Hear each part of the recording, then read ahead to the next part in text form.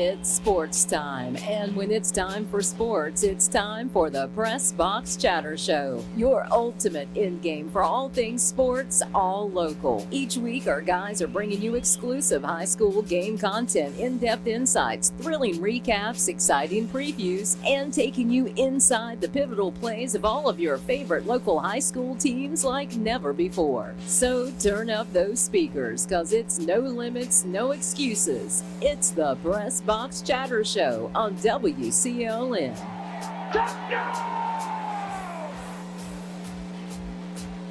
Welcome to this week's Pressbox Chatter Show on Oldies 1170 AM, Star Communications Channel 16, Oldies1170.com, and the Mixler app.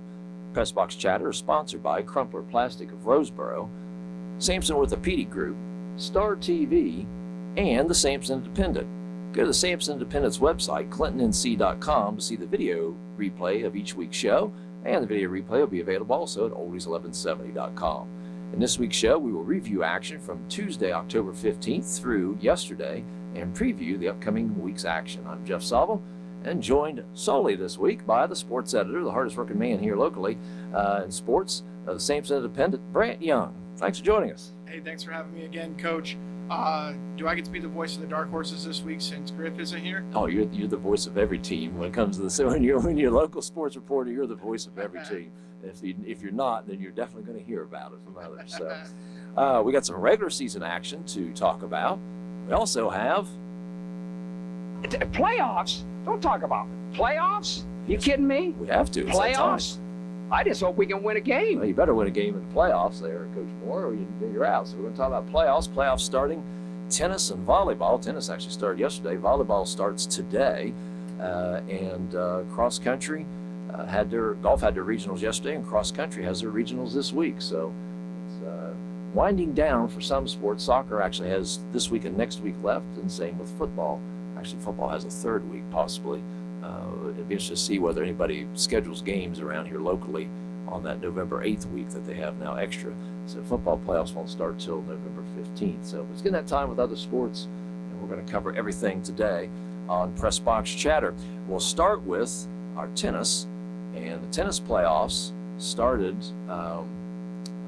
actually for Harrell's last week, and Harrell's won the first round match last Tuesday, 9-0 over Burlington Christian Academy. They've been the road school. They had to go to Burlington. Friday, they had to go to Caldwell Academy in Goldsboro and won 5-1 there. They just finished out the singles, and they'd already won it, so that was it. And now they take a 14-7 record into the semifinals today, and they're at Epiphany School, who is 14-5. I believe they had a match with Epiphany earlier this year and lost 5-4. So they're in the semifinals of the independent private schools state tournament, and they're today at Epiphany School, 14-5. Epiphany 14-7. Harrell's. For the 2A playoffs, yesterday Clinton hosted Bertie in the first round. It's going to be Edenton Homes. Sorry about that. Hosted Edenton Homes in the first round, and Clinton eked out a 5-4 win. They were up 4-2 after the singles. Lily Williams won her singles match, and again, it was close pretty much throughout all the matches, but Lily Williams is, for example, in the singles, she won 6-4, lost the second set 4-6. It went to a tiebreaker. She won a tiebreaker 11-9. April Sinclair also won, Madison Avery and Allie Naylor in the singles. So they're up 4-2 after singles. Clinton's number one and number two double teams lost. That made it a 4-4 match. And then Avery and Naylor, it was 8-8 through the games, had to go to a tiebreaker, and Avery and Naylor won a tiebreaker 7-5 to give Clinton the 5-4 win. They now move on to the second round of the state playoffs. Clinton is 11-9. They will be at North Johnston tomorrow. North Johnston is 14-6, and Clinton and North Johnston played earlier this year, and North Johnston won 5-4. So it'll be another close match tomorrow, and the second round of the playoffs for Clinton. Yeah, I know Coach Rivenbark is happy with their performance on Monday. They got a good squad over there, so I think they go in there with a lot of confidence. And it was such a close match last time. I think Clinton can come home with another win for them. They get a chance to move on to the third round possibly with a victory tomorrow at North Johnston. Single in the 1A playoffs, they have one less round, so the first round, East Bladen will have their first round match tomorrow. East Bladen's the number 5 seed. They will host Bertie tomorrow in the first round of the 1A tennis playoffs. Golf, Their individual regional was yesterday at Goldsboro. Sampson County had 4 golfers participating. Katie Britt from Hopton, who Brant did a nice article on in the Sampson Independent. If you haven't seen that, check the Sampson Independent, ClintonNC.com for that article. Maya Gwynn from Midway and Ella Rice and Larkin Best participated from Clinton. None of the ladies, though, was able to progress to the state championship, but the 4 ladies did a nice job getting to the regional. We congratulate them on their season. In cross country, get my papers out, which I should be better prepared. Cross country regionals are this Saturday at Cary for the 2As. Last week in their conference championship, Southeastern Athletic Conference Championship, the men finished second for Clinton.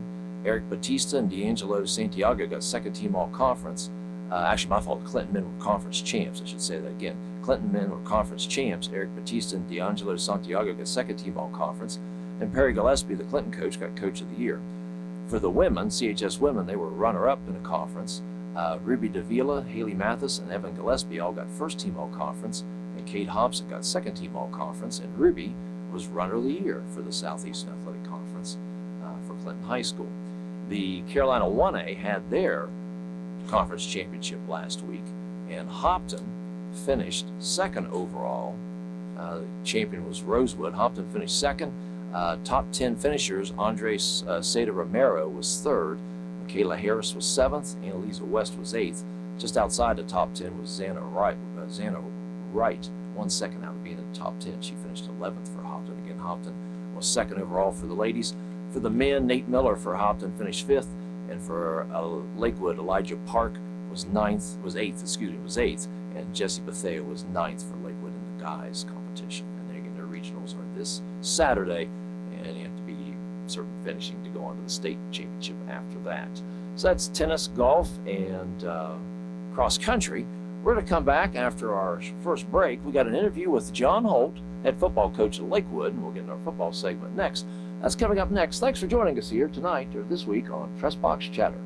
The Pressbox Chatter is brought to you in part by Crumpler Plastic Pipe Incorporated, agricultural drain systems, constructed wetlands, septic sewer drain pipes. For more information, call 910-525-4046 or log on to the website www.cpp-pipe.com. Stay in the game with Sampson Orthopedic Group. Whether it's a sports injury, joint pain, or the need for expert surgical care, Sampson Orthopedic Group has you covered. Our team of skilled providers are here to get you back in doing what you love, pain-free. From advanced joint replacements to comprehensive sports medicine, we offer personalized, compassionate care that will get you back to doing what you love. Discover expert care right here in your community at Sampson Orthopedic Group. Call Sampson Orthopedic Group today at 910-590-1001. Again, call 910-590-1001 and stay in the game with Sampson Orthopedic Group. We're back at Pressbox Chatter, again brought to you by Crumpler Plastic of Roseboro, Sampson Orthopedic Group, Star Telephone, and Sampson Independent. Yes. It's our pleasure right now to bring on Coach John Holt of the Lakewood Leopards. Brant's going to handle this interview. Coach, thanks for joining us. Hey, Coach, thanks for joining us. It's me, Brant Young, here with Sampson Independent. I'm joined by Coach Sobel here at WCLN 1170. How are you tonight, Coach? Good. How are you?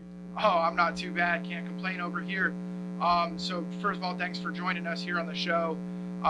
First question we got for you, Coach. Your team currently sits at 6-3, heading into an open week. Can you just give us a little bit of an overview of your season? Yeah. I'd say we've been through some adversity this season. Our guys have played hard. We've had ups and downs. We're learning how to practice in my program and my style. We're learning how to play in my program and my style. But I feel like our kids are resilient. Our kids are having fun, and it's fun to coach them like that. Awesome. So offensively, you guys are averaging a little over 35 points per game. We saw it firsthand on Friday. You have a number of explosive players that make your team hard to defend. What's kind of the mentality behind that? Well, get our explosive players healthy and try to get them to football. I gotcha. Now, I would also say, I always tell guys you play like you practice. So, we try to make them be explosive in practice and make them understand angles and fundamentals and taking care of the football and blocking till the whistle and good pre-snap alignments, where to be with their eyes. And I think when you do that combination, it makes the plays look a lot better because it just boils down to execution and effort. Awesome. So, you kind of hinted at it there. As good as your team's been offensively, it's been kind of a next man up mentality as you've had injuries to your quarterback and your running back, Rylan Godbold and Calvin Lacewell. Who's stepped up into those roles for you guys? Yeah, so, a number of guys have stepped up, but Reed Ammons has been playing quarterback for us and, carrying the football. I guess our entire linebacker core, Chris Carr, Nakai Owens, Deshaun Carr, even Donovan Smith, and then, at receiver, being able to rush those guys and throw to those guys, and Xavier Hall and Don Tavius, and then Josiah Brunson. Cool. On the defensive side of the ball, your defense has been aggressive in takeaways with 22 takeaways in 9 games and 6 defensive touchdowns. Who's really been carrying the load for you guys defensively there?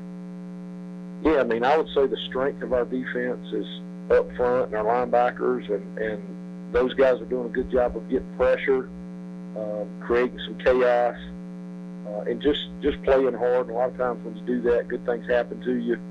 We focus on takeaways. We focus on pressuring people, and Coach Sampson and our coaching staff do a really good job of getting guys prepared of what those routes are going to be, what those runs are going to be, and how to execute and try to get the ball back for us, either with the takeaway or with the stop. So, gotcha. So let's talk a little bit about the Hopton game from this past Friday. You go into halftime, you have a 1-point lead. You come out, you score 21 unanswered, and then they come back and they score 18 unanswered. It was your 4th game where you and your opponent scored the same amount of touchdowns, and the difference came down to conversions.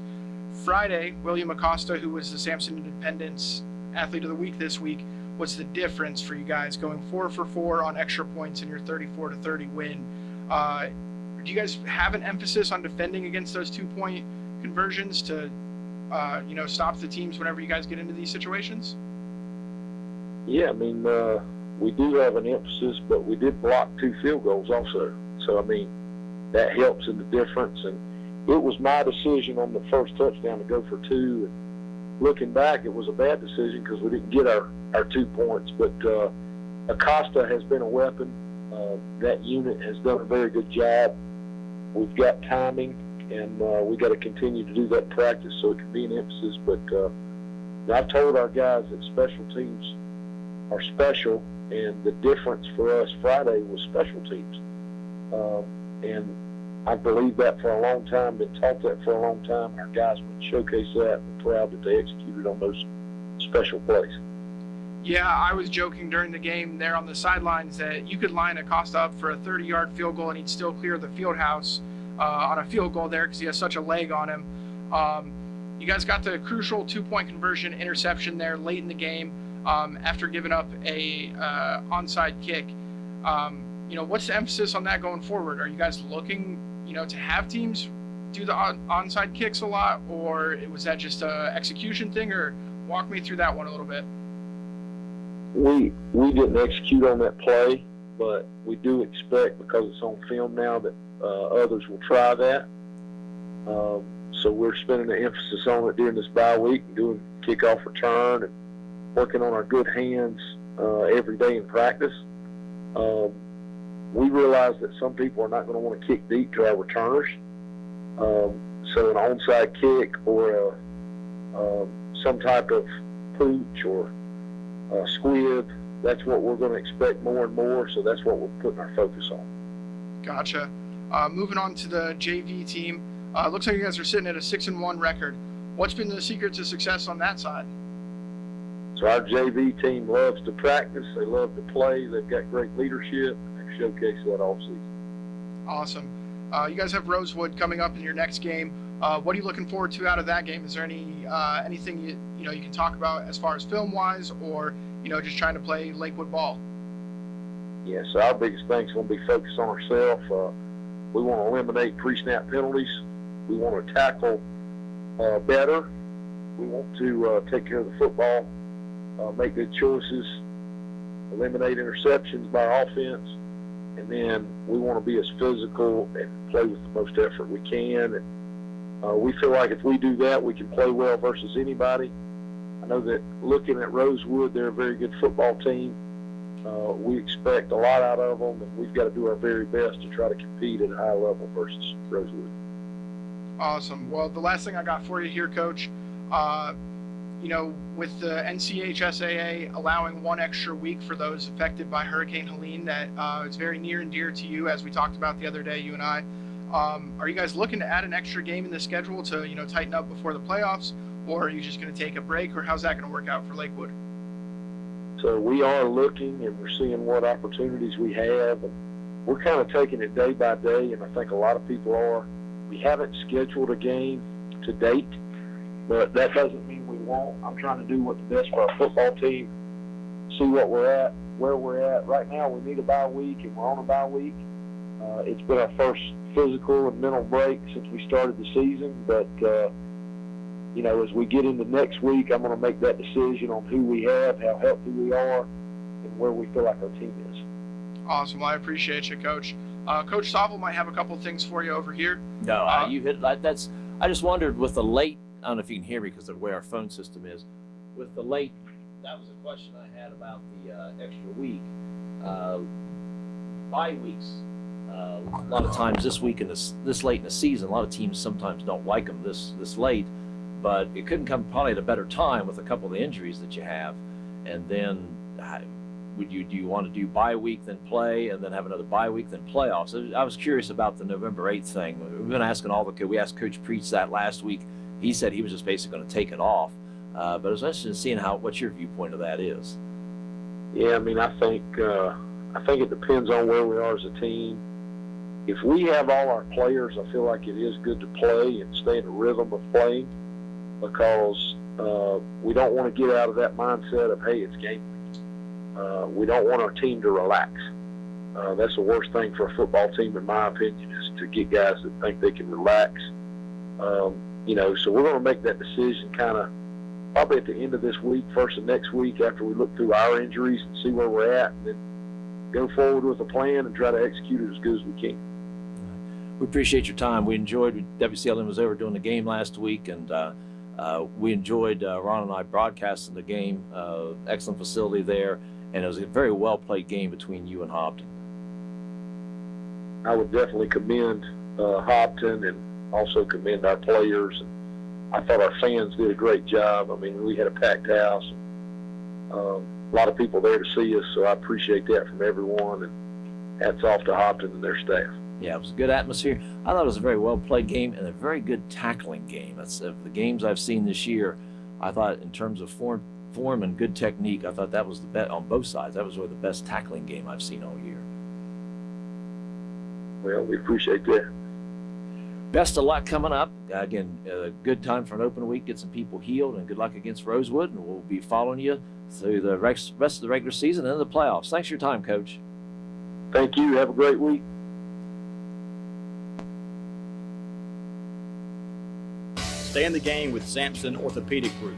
Whether it's a sports injury, joint pain, or the need for expert surgical care, Sampson Orthopedic Group has you covered. I kind of sped through Our those team of beginning skilled questions. providers are here to get you Now, back I was and looking doing at what the you time, I was love. like, I need to extend these out. Let me add this here for a second. To comprehensive sports medicine, we offer personalized, compassionate care that will get you back to doing what you love. Discover expert care right here in your community at Sampson Orthopedic Group. Call Sampson Orthopedic Group today at 910-590-1001. Again, call 910-590-1001 and stay in the game with Sampson Orthopedic Group. The Pressbox Chatter brought to you in part by Crumbler Plastic Pipe Incorporated. agricultural drain systems, constructed wetlands, septic sewer drain pipes. For more information, call 910-525-4046 or log on to the website www.cpp-pipe.com.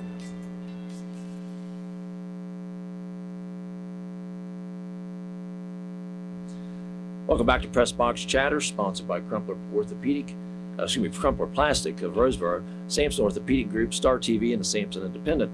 We're going to head into football next, and the theme today would be for football from last week is conversions and NSers. I'll explain what an NSer is here shortly. We'll start with Lakewood. Lakewood, a 34-30 win over Hopton. Lakewood goes to 6-3, 2-1 on the year. Hopton falls to 2-6 and 0-2. And a number of impressive performances on each side of the ball there. Yeah, I was there. That was our game of the week, so I was writing the story as I went just so I could jump out to my truck, finish it all up. That was one of the better games I've seen in the county all year. I don't know that it was necessarily pinned in a lot of people's opinions as one of the better games, but it ended up being a close game at halftime, 13-12, Lakewood leading, and then 21 unanswered from Lakewood. Hopton got that first score to start the third Yeah. quarter. And then I thought a key was Hopton, and Coach Holt alluded to it, he said that many teams won't kick deep to him. Hopton kind of pooch kicked it and went to Dontavius Smith, and he ran the ball back to the 30-yard line of Lakewood. And short field, Lakewood then quickly scored, got ahead, and then put together two straight 3-and-outs on Hopton. And like you said, ran off 2 more touchdowns to get 21 straight points. Jumped out 31-18, was able to hold on 34-30. Yeah, and I kudos to Hopton's offense because they were firing on all cylinders, that infamous air raid offense. But kudos also goes to Lakewood's defense. There was a massive halftime adjustment. Hopton could do whatever they wanted in the first half in that passing game. Lakewood came out in the second half and just kind of shut it down there for a while. I think I wrote on Friday that Hopton was faced with 4th and a country mile at one point from fumbles and penalties and stuff. So. And Hopton would, I'm sure Coach Silas would say it, they had at least, I know, 3 red zone opportunities where they did not score. So I'm sure he was regretting leaving some points there. He wanted his team better execution there. And again, they pretty much had to rely on the pass as the game went on because Daniel Aguilar went out with an injury. So that left them a little more one-dimensional. Joe Corbett did have 3 passing touchdowns for Hopton, 1 rushing TD. Reggie Thompson played an outstanding game. He had some incredible receptions. That one, I believe it was his first touchdown reception. I said he did his best Randy Moss impression because he went over the top and he took that ball and nobody else was going to get to it in the back right corner of that end zone. The easiest pass he had all night was a slant play, and he dropped it. If you remember that one, I do. And everything else, it like he had Velcro and it was good on the hands, and the ball was coming to him. He was able to catch everything. I mean, he had an excellent 2 touchdown receptions and 1 rushing touchdown. An overall great game for Reggie. Ethan Bridges had 1 receiving TD for Hopkins. And he also had that big reception at the end of the first half. I labeled that as a moonshot from Corbett. Got down the sideline there, yes. Yeah, so great all-around offense from both teams, but even better defenses, I think. Then Reed Amos was 5 of 8, again filling in for Godbold, who's injured, 5'8", 63 yards. And then Calvin Lacewell went out early, about the second play of the game. He went out and then came back for a couple plays. He was out. Chris Carr came in shortly thereafter, had the 50-yard touchdown run, and he had 148 yards on 17 carries, 1 TD. And Nakai Owens had 3 touchdowns rushing. And again, as you mentioned, he said he was player of the week. William Acosta forward 4 for 4 on the extra points. Yeah, and he had the opening goal in their soccer game last night for senior night. So yeah, he's had quite a week. I labeled him as a true dual threat when it comes to sports. So 34-30, again, that was mentioned in the interview. That's the 4th game now this year that they've had. They're 2-2 in them. Scored the same number of touchdowns as Midway. Midway won because they got more conversions. Stopped a 2-point play by Red Springs the following week and won. And both teams had scored 4 times in that game. North Johnston, each team scored a touchdown. Acosta kicked the extra point, but North Johnston got the 2-point play and won 8-7. And then last week, Lakewood and Hopton both had 5 touchdowns. Hopton was not successful in 2 kicks and 3 2-point tries. And Lakewood was 4 for 4 on their extra points, and they get the 34-30 win. Lakewood is open this week. Hopton will host 0-8 Union. And speaking of Union, they dropped a 49-8 decision to co-league leader North Duplin. And that should be a good game this week. North Duplin and Rosewood will be playing this week. And that, for all intents and purposes, well, depends now. Rosewood wins and Lakewood defeats Rosewood, then you could potentially have a three-way tie for first. North Duplin wins, and that's their conference champions. They defeated Union 49-8, and for Union, Tobias Cromartie, 18 rushes, 111 yards. He had the touchdown and a 2-point conversion for Union, and again sitting at 0-8, but he does have 807 yards rushing on the season so far. Yeah. So the biggest takeaway from this game, I write about them every week. I think Union, don't let their schedule fool you, or their overall record, I should say. Tobias Cromartie is an absolute wagon. North Duplin has a defensive lineman. He's a 4-star recruit. He's like 6'4", 320, just committed to Texas A&M. Oh, did he? Yeah, so he is an SEC recruit on the defensive line, and Tobias Cromartie still busted off almost 10 yards, or I guess 9-ish yards a carry. I'm really bad at math on the fly. But yeah, he busted out over 100 rushing yards on a defense from North Duplin that's been good all year. So give credit where it's due. The points show a different story than what actually happened in that game for Tobias Cromartie. Just got to start getting some pieces together, and Tobias will be a big part of that because he's a freshman, I believe. He is a freshman. Yeah, freshman. So 3 more years there, just get some other pieces to go. East Bladen in the Waccamaw 1A, 2A was a 43-0 victor over West Columbus, and that brings East Bladen's record to 4-5. 3-2 on the year. They'll actually finish this will be the last game of the regular season for them. They will host Whiteville, who comes in at 7-1 and 4-0. Now, White is a 1A, 2A. South Columbus and Whiteville are both 2A schools. They lead that conference. South Columbus is 5-0, Whiteville's 4-0. South Columbus is open this week. East Bladen right now is 3-2 in conference play. Pender's 2-2, but Pender has the head-to-head advantage over East Bladen in that. So if they would end up tied, they're tied in the loss column right now. East Bladen, though, it's a big game for East Bladen this week. They need to see if they can get to that 4th win, go 4-2 in conference play, and then depending on what Pender does the last couple weeks.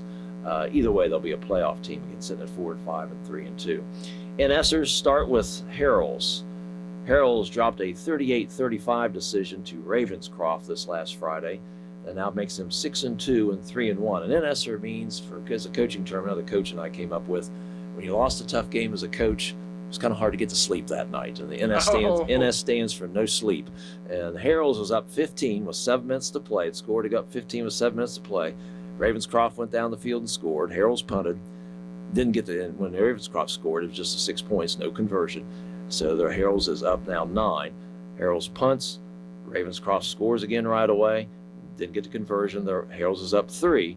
About a little over 2 minutes left. Ravenscroft goes for the onside kick. You recover the onside kick, you're going to be able to mount out the clock. Ravenscroft, though, gets the onside kick, goes down and scores a little bit over a minute left. They take a 38-35 lead, then intercept Harrells shortly thereafter, and they go ahead with the win, 38-35. We call those no sleepers. Yeah, I was losing sleep on that one. I had texted my correspondent, Dayron Barefoot, that's now mentioned 3 weeks in a row. He was still up after his games and everything. But Harrell's score hadn't been put in, and I had this game pegged at 35-31 Harrell's. So I correctly... You'd have been right there if they had covered the onside kick. Right, correct. So I just found out this information right now that I was even that much closer. But I had him on Max Preps on my drive home, and I'm like, just keep refreshing and to see the Harrell score. I need to see if I went 6-0 in my picks this week. So I got Harrell's score right. I knew exactly how many points the Crusaders were going to score. Unfortunately, I got Ravenscroft wrong. But I don't think you should jump off the bandwagon of Harrell's yet. They do have a very tough game against Trinity Christian. Max Preps has them pegged at the number 5 team in the 919 area code. So we will see how that goes.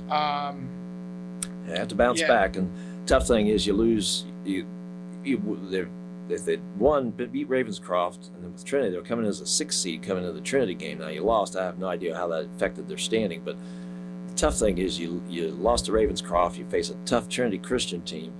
We'll hope for the best, but you lose there, then you go to the playoffs. You're probably going to be, if you get in the playoffs, you're going to be a low seeded, and you're going to go to one of the higher seeds. You end up with the season with 3 straight losses. It's a tough way to end after having a 6-game winning streak, but it's a tough one. I have to put it behind them. And again, hope for the best. Maybe pull an upset of Trinity this Friday. Trinity comes in 7-1, 4-0. Deshaun McCoy, 6 rushes, 123 yards, 1 touchdown, 11 tackles, and an 81-yard interception return. Jeremiah Davis and Demetrius Jones each had 53 yards rushing, and Jones had a TD, and Jared Miller had 2 rush TDs for Harrells. Coley Sasser had 10 tackles overall. The other NSer goes to Clinton High School. I know Coach Boykin talked with him last night, was really disappointed on how the game came out. Clinton was up 27-12 at half, and then Red Springs storms back for a 36-34 victory, which drops the Dark Horses to 1-7 and 1-2 on the year. Hey, fun fact, this was also an NSer for me because I also predicted Clinton to score 34 this week. So I had this game at 34-20. I thought Clinton was a little bit better of a team than Red Springs. That's heartbreaking to hear that, they got 3 touchdowns and 3 2-point conversions. You're walking off the field after that game going, man, if I just covered one more person better, or if I had made you just stop one of those 2-point conversions. Yeah. Now you're going to overtime. Of course, there's no guarantee you win there, but at least the game's going to overtime. So it's, again, so much a team will score, and the defensive teams downtrodden or downbeat that they scored that don't give quite the effort at times on the 2-point plays. And those are so important, as we've seen this week in particular, and for Lakewood pretty much all year round, all year long. And so your picks last week, hang on. Let's get ready to gamble. Winner. All right, we're what? So I we went. Don't promote gambling, by the way. I went 4-2 last week. Talk on that point here in a second, but yeah, I went 4-2 last week. My only losses were for the Dark Horses and the Crusaders, and that was my first loss for either of those teams this week. Oh, yeah. Overall, I'm 32-11. But I did have a really nice dream Friday night that I got in trouble for gambling on high school sports. So I just want it to be known that I would never ever do that, no matter how much we play that clip on here. Oh yeah, it's just all in fun. Yeah. So, but yeah, my 2 losses were Clinton and the Crusaders. 32-11. I'm shooting about 75% right now. So not doing too bad overall in the season.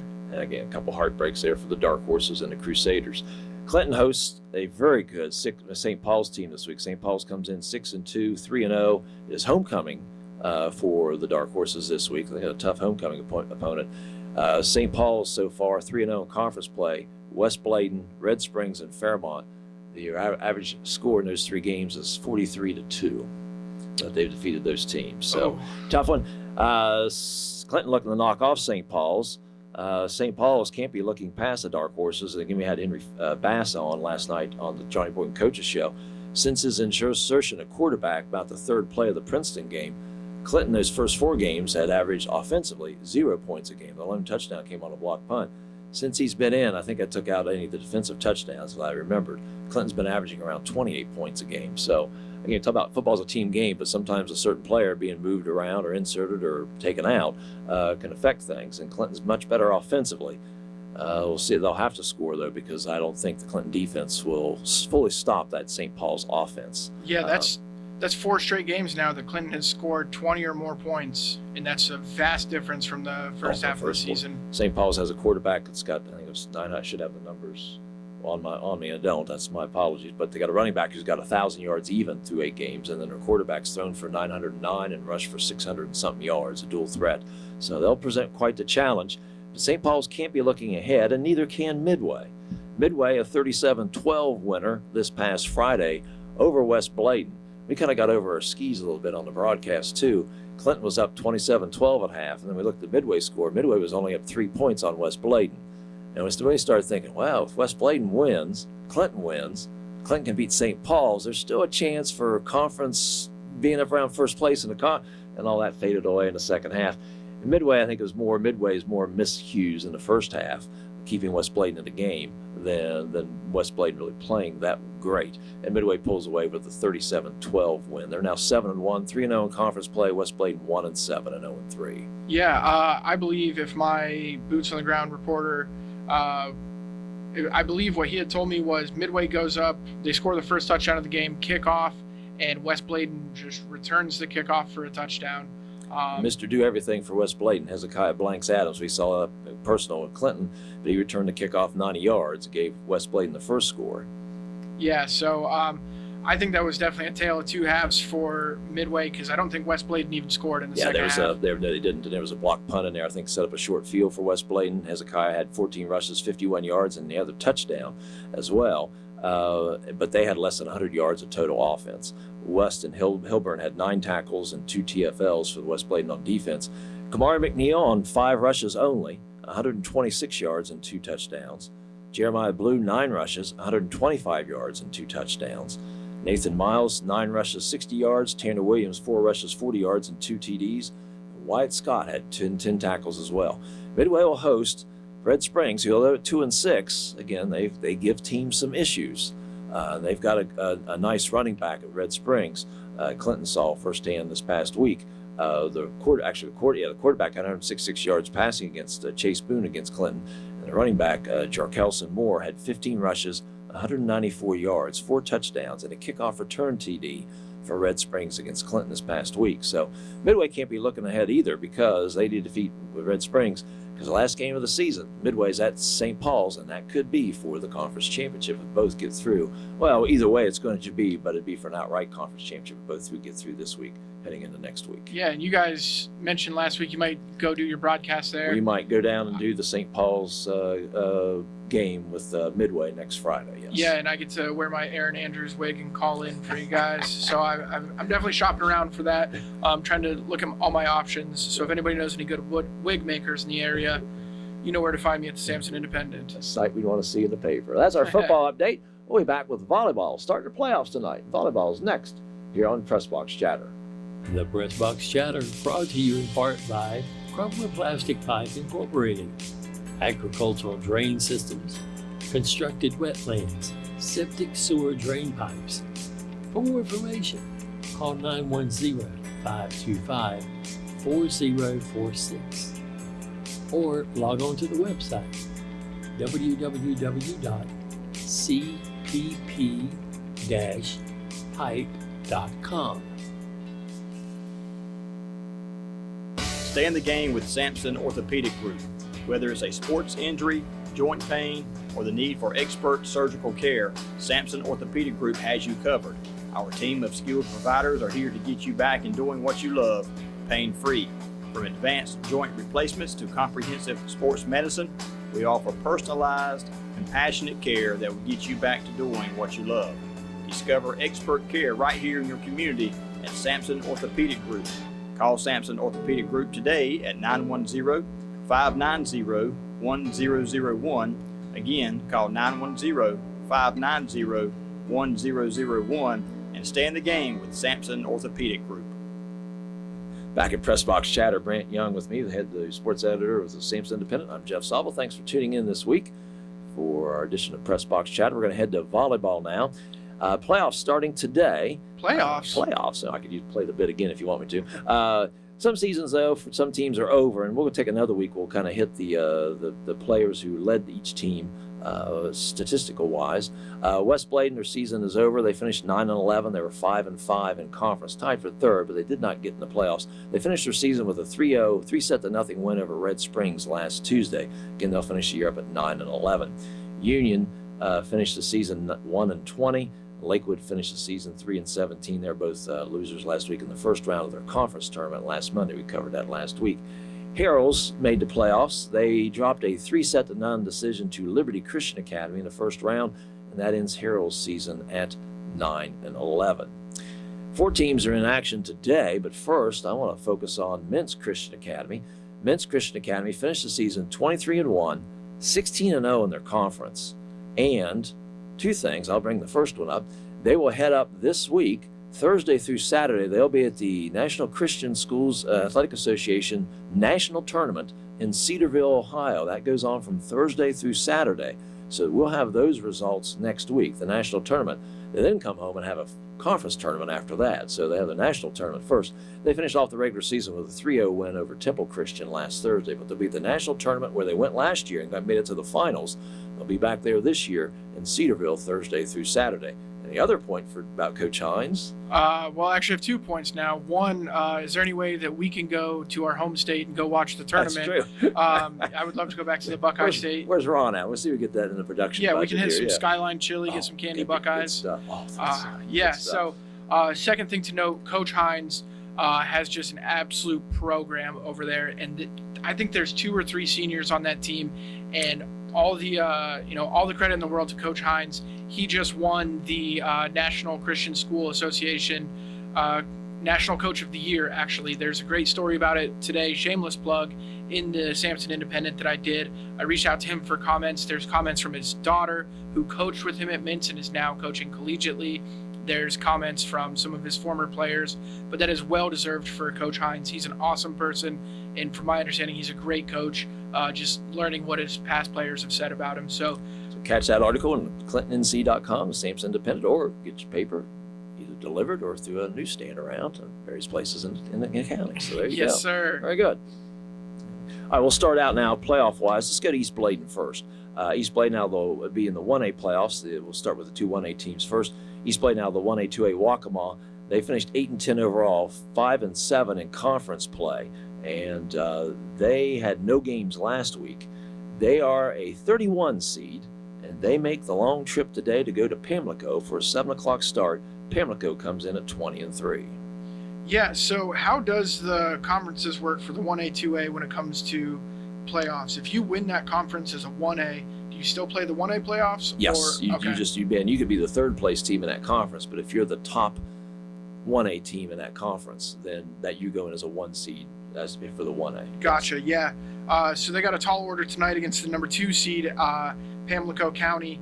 It looks like Molly Toller, Miriam Devane, Eviana Ward, Miley Martin, Martha Simmons, and Taylor Dallas. They all led the team this year in various statistics of kills per set, hitting percentage, blocks, digs per set, aces per set, and kills. So it's a tall order tonight to travel over there and try to come home with that win. But if they do, they're looking at the winner of the number 15 Cape Hatteras plays number 18 Wake Prep. And if they come out of this one tonight winning, they will unfortunately have to go to one of those two schools because they're still the lower seed there. I just want to Google Maps how long it was for Wake Prep to travel to Cape Hatteras today for a ball game. Yeah, that doesn't sound like fun. Hopton is the other 1A team. They are 14-4. They were 5-5 in conference play. That was 4th in the Carolina 1A. They're the number 21 seed in the playoffs, and tonight they go to East Wake, who is 17-4, 10-2 in conference. They're the 12 seed. I saw Coach Jones last night at Pete's Inn as he was finishing up the Johnny Boyton Coaches Show. Asked him what he thought about his chances. He said 50-50. Okay. So we'll see how that plays out tonight. Yeah, I've never known Coach Jones to be long in the tongue, so that makes sense there. Some key players here for Hopton. Remember, Hopton got out to, an 8-game start. They were 8-0, I believe. Cassie Driver right now was number 7 in 1A East with a .350 hitting percentage. Claire Meyer was number 8 in the area with 294 digs. Xana Hare was number 9 in the area with 76 serving aces. And Cooper Bland was 13th in the 1A East with 351 assists. Those numbers are good for Driver having number 2 in the conference for hitting percentage. Lola Warren is number 3 actually with a .299. Meyer is number 2 for digs, and Hare is 3rd for assists there. So again, they travel to East Wake tonight. Clinton, out of the Southeastern Athletic Conference, 16-5. They were 8-2 in the conference play, and last week they had finished off the regular season with a 3-0 set win over Fairmont last Tuesday, and they go in as a 17 seed. They are playing East Duplin tonight, the 16 seed. Yeah, and they remember back early in the season when it was still hot outside, August 26th, Clinton beat them 3-1. So I think Clinton comes home with that win, and they are going to play the winner of the number 1 seed, Aiden Grifton, playing number 32 seed, Research Triangle Thursday. So that looks like maybe Aiden Grifton's going to win that one. So they might be traveling up there if they come home with the win tonight. Cameron Marshburn is 2nd in 2A East and 1st in her conference with 324 digs. Kaylee Parrish is 1st in the conference with 71 aces. Brittany Britt is 2nd in the conference with a .304 hitting percentage. Arizona Tyndall is 2nd with 226 assists. Nellie Bass is 2nd with 188 kills and 64 aces. She's 2nd in both those categories. And Kaylee Parrish is 2nd with 203 digs, and Grayson Bass is 3rd in Southeastern Athletic Conference with 215 assists. And the athletic director, Brad Spell, is at the game. It's a 6:30 start, and so we're hopefully maybe get a first set score before we sign off the air by 7 o'clock tonight. A lot of those dark horses were 2nd and 3rd in different stats. Probably the people that's going to be first is going to be the team that won the conference with a perfect 10-0 record. They finished off their perfect regular season last week with a 3-0 win over St. Paul's last Tuesday. Midway's 18-3 overall, and they're the number 2 seed in the playoffs. Yeah, that's just wild to me that the league winner who went 10-0 is the number 2 seed, and the team that went second in the conference, whose only 2 conference losses were to the number 1 or the conference winner, is all the way down at number 17. So it just shows you the difference there in the talent levels. And it gets in your RPI. Well, you seed all your number 1s first, and then after that, it's based off your RPI, and that could be, strength of schedule might affect the dark horses. There's a lot of factors. Who knows what voodoo goes into a lot of these things sometimes. I will never understand the RPI. So, yeah. But yeah, they're currently on a 14-game win streak. Caden Moran is number 7 in 2A East with 269 kills. That's good enough for first in the conference, as you alluded to. Ella Clark is number 8 in 2A East with 419 assists, which is number 1 in the conference, as you alluded to. Peyton Herring is first in the conference with 40 blocks. Samantha Carter is number 2 with 35 blocks of her own. Kaylin Hewitt is 3rd in the conference with 161 kills. Summer Watson is 3rd in digs with 200 of her own. They play the number 31 seed West Craven tonight, who's 9-13 on the season, 6-6 in their conference play. If they win tonight, they play the winner of the number 15 Bunn playing the number 18 Washington. If Midway wins tonight, they're hosting either of those 2 schools. They're hosting till you get to the if seeds would hold, they would host until the Eastern Championship, which they would have to go to the 1 seed, which would be Aiden Grifton if seeds hold, and also Midway will be home for at least for the next 3 games. That's our volleyball update. Best of luck to the teams playing tonight. And we'll bring you those results tomorrow on the morning show, but then next week definitely on Pressbox Chatter. One more break. We'll be back with soccer and finish things up here on the Pressbox Chatter.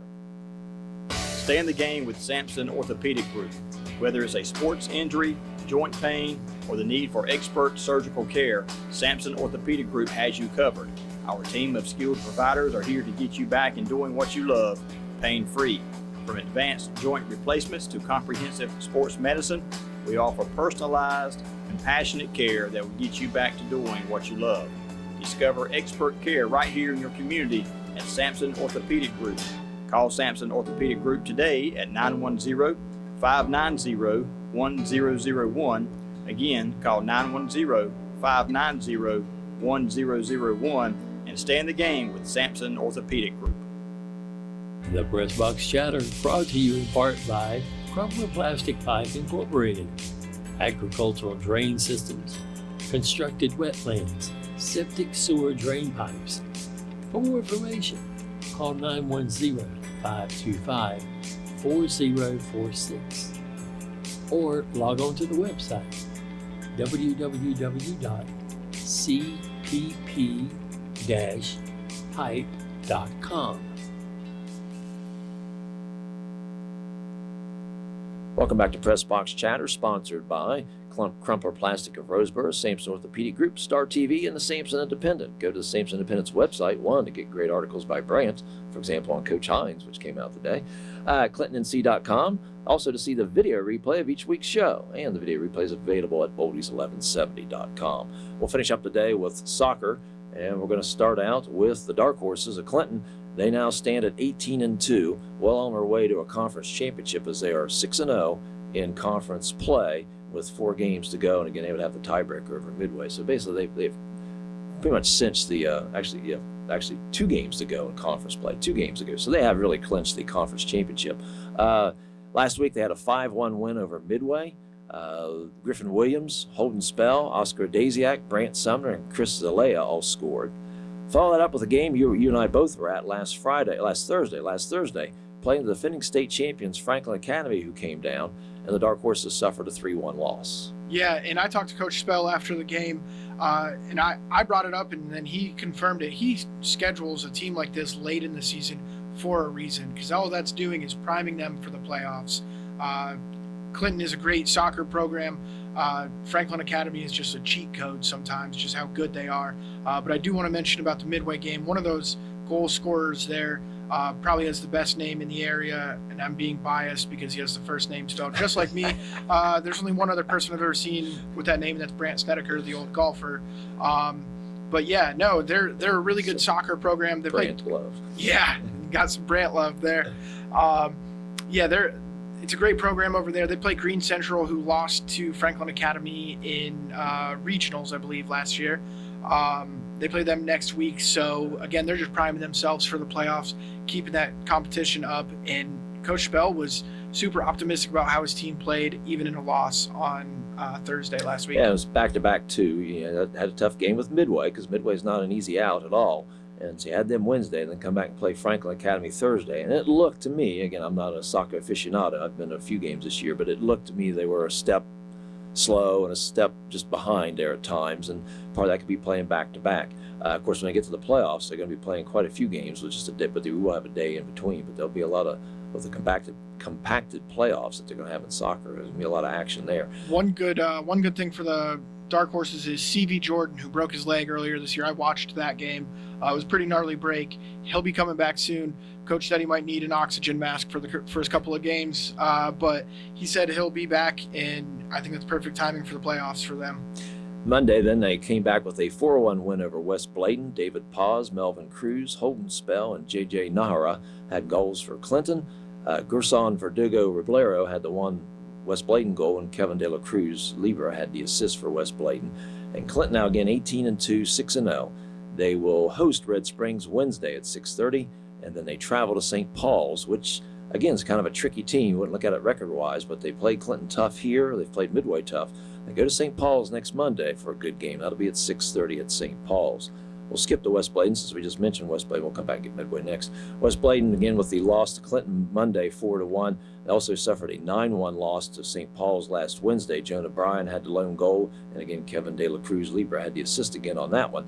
They now sit at 7-7, 1-5, and their lone game coming up is Midway. They'll be at Midway this Wednesday. Midway comes in at 11-4-2. And 3-2 in conference, and their lone game last week was what we just mentioned. This past week was the 5-1 loss to Clinton. They'll host West Bladen this Wednesday at 6:30. They're at Red Springs next Monday at 6:30. Clinton 6-0 in conference. West Bladen, Midway at 3-2. St. Paul's again at 3-3, and again a very good team there. And that's again Midway's and Clinton both have to watch as they play them the second time through. Red Springs at 1-4 in conference play, and West Bladen at 1-5.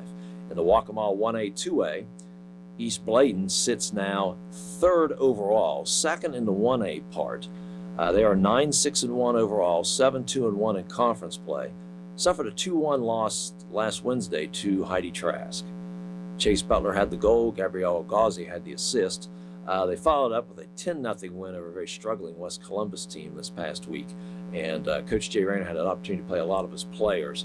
Had a number of freshmen who got a chance to score and play. Gabrielle Gauzy had 2 goals and 2 assists. Joseph Perez had 2 goals.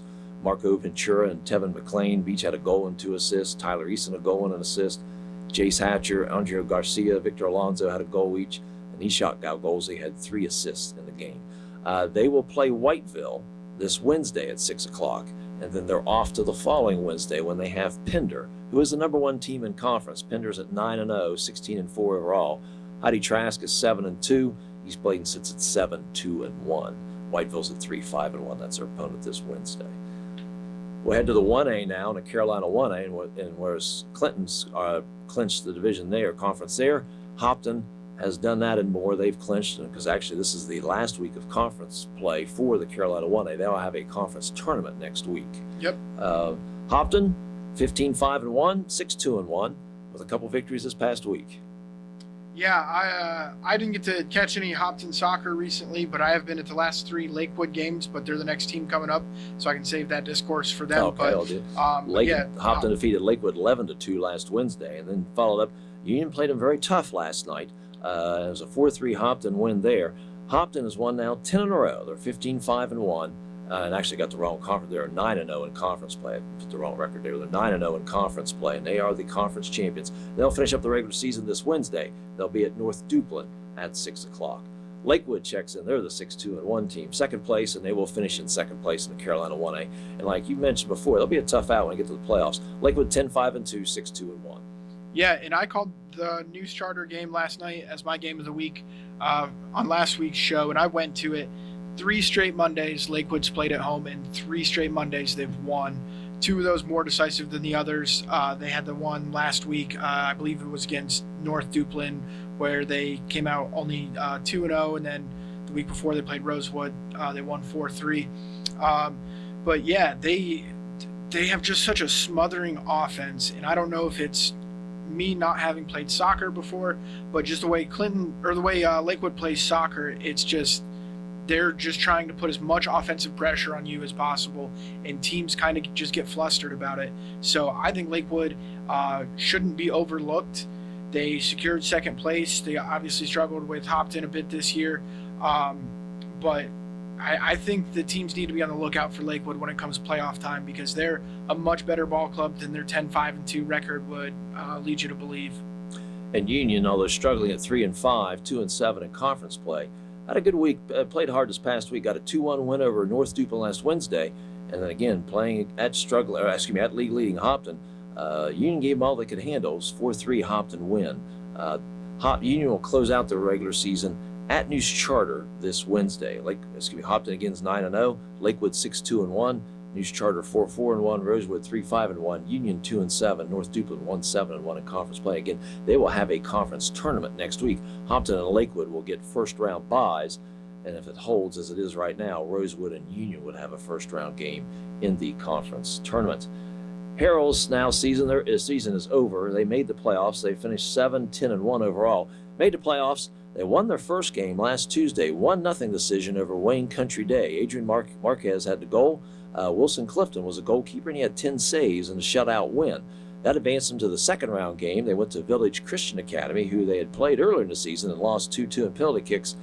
And their season ended last Thursday at a 2-0 loss to Village Christian at Village Christian. And again, Harrell's will end the year at 7-10-1. And that's our soccer update for this week. Games of the week. Games you got an eye on here. We've got basically about a minute and a half left here, Brant. Games you got your eye on for this coming week, end of this week through next Monday of next week. Yeah, it's definitely the Harrell's Trinity Christian football game. My picks come out tomorrow, actually, for that, so I don't want to give too much away. That is our game of the week. That's a good tease. That's a good tease. Yeah, so check them out in the Sampson Independent tomorrow morning. But no, I think that's going to be a great game. We'll see. That's a battle of two really, really good football teams. That is also our game of the week for the Sampson Independent, so that will be in Saturday's edition. But I'm looking forward to that game. I wish I could go cover it myself because it's going to be such good football, but I will be at the Clinton St. Paul's homecoming game. There you go. It'll be homecoming. All the festivities for that should be a good crowd this week. And again, we got St. Paul's coming in, who will be a very tough out, very, very difficult game for the horses. They're watching some video on them. That's a quality team. Volleyball. Good luck to all our teams playing in the volleyball playoffs tonight. Let's see, maybe we got a score on Clinton before we did. In the first set, Clinton won 25-15. So Clinton's up 1-0 against East Duplin in the first round of the playoffs. The other teams all start at 7 o'clock. And best of luck to Mintz Christian Academy going up to Cedarville, Ohio for the national tournament. And that'll be Thursday through Saturday this week at Cedarville. We'll have all those results next Tuesday. Best of luck to the cross-country runners participating this week, and the tennis playoffs. Clinton and East Bladen both in the tennis playoffs. Those games or those matches will be tomorrow. For Brant Young, this is Jeff Sobel. Thanks for joining us this week, and we'll see you next week on Pressbox Chatter. Thanks for listening. We'll see you at the ball game. The Pressbox Chatter Show on WCLN is brought to you in part by the Sampson Independent. Don't forget to tune in every Tuesday at 6 for the latest broadcast on 1170 AM, Star TV Channel 16, oldies1170.com, and the Mixlr app. And remember, when it's time for sports, it's always time for the Pressbox Chatter Show.